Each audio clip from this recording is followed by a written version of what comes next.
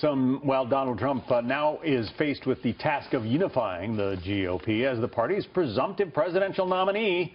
But lots of backlash could make that difficult. You were just hearing about some of it there from John Roberts. Let's bring in our political panel. Melinda Henneberger is editor-in-chief for Roll Call. Daniel Halper, the online editor for the Weekly Standard and the author of Clinton, Inc. Melinda, it's a pretty easy question. How does Donald Trump unite the GOP? It is an easy question. The answer is Hillary Clinton. I think his best shot is to remind Republicans, and they don't need a lot of reminding, how much they dislike Hillary Clinton, even if they still have big questions about Donald Trump. I don't think that the establishment was ever going to immediately fall in line behind Trump after he spent the whole campaign so far running against the establishment. And I don't think having Paul Ryan and others in the establishment not falling right into line hurts him at all, although were he to be elected president, he really would need to work with Paul Ryan. So, Daniel, there are a lot of prominent Republicans who have sort of endorsed Hillary Clinton, say they would vote for Hillary Clinton over Donald Trump. Is that just, a lot of hot air at this point? Can all of these ruffled feathers be smoothed over in the next 6 months? No, not all ruffled feathers can be smoothed over, and there are some people who sincerely don't want Donald Trump and will never vote for Donald Trump. I'm not sure that there are enough of them to make a difference. And as Melinda said, the key here is not unification. Unification will come naturally. It's actually been pretty alarming and pretty surprising how quickly he has unified. The fact that Rick Perry called Donald Trump a cancer on conservatism, and then this week, just a couple days after he clinched the nomination, turns around and endorses him, just shows how quickly, how accelerated everything is. Not everybody's going to support Donald Trump, but a lot of people will.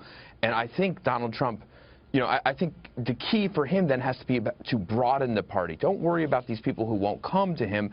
Worry about getting more people who might come to him, and unification will be natural if you keep on attacking Hillary Clinton. Yeah, Daniel, on that score, Heather was just noting the fact that Nebraska Governor Ricketts is about to endorse Donald Trump, the guy whose family spent millions trying to prevent him from getting the nomination. There has been a sea change of sorts. Yeah, certainly. There's been a sea change, and I think it will be even more so. Look, I think Paul Ryan eventually, he sounded like he would come around eventually, and then when he does, it will look like Donald Trump has really reached out and has really, broadened the party and really done great things. So I think it is setting up to be toward his favor, all these people.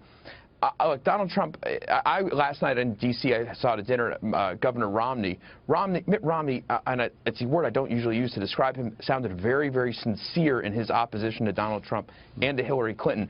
I don't think he can be convinced, but I think that's okay. I think Donald Trump can still get enough people to where it won't matter if a few people don't support him. Melinda, Republicans have been chomping at the bit to reclaim the White House. They thought they had a good opportunity 4 years ago. Didn't happen.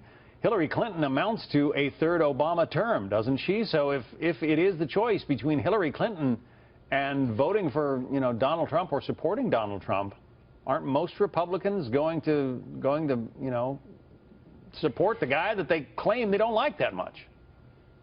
I don't know the answer, because I think the challenge for Donald Trump in unifying the party is his stated views. He's not a national security conservative. He says we never should have gone into Iraq and we shouldn't be nation building. He's not a social conservative. His views on abortion in particular have been all over the place, and that could be in any given day. He's not an economic conservative. He doesn't believe in entitlement reform. He's not sure what he wants to do about taxes. That too is really in flux. So I think it's his views that might give some rank-and-file Republicans pause. That said, I have heard both Republicans and Democrats say they don't know who to vote for in this contest between people that not everyone in either party is really enamored of. Very high negatives for both of the leading candidates. Melinda Henneberger, Daniel Halper, thank you. Thanks.